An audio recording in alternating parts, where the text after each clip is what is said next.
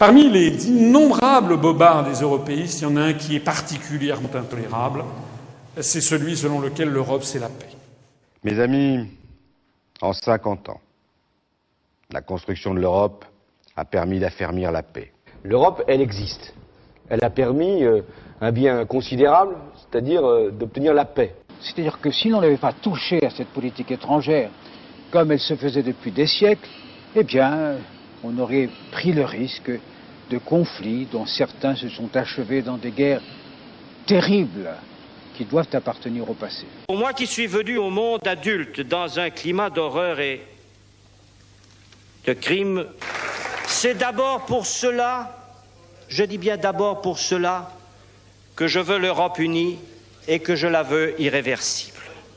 Ça, c'est l'univers médiatique dans lequel nous vivons.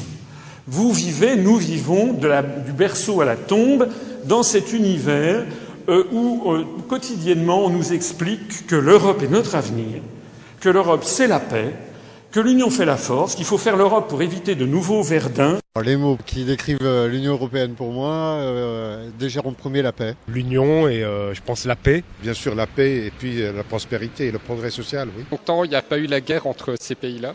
Un truc qui va contrebalancer les États-Unis.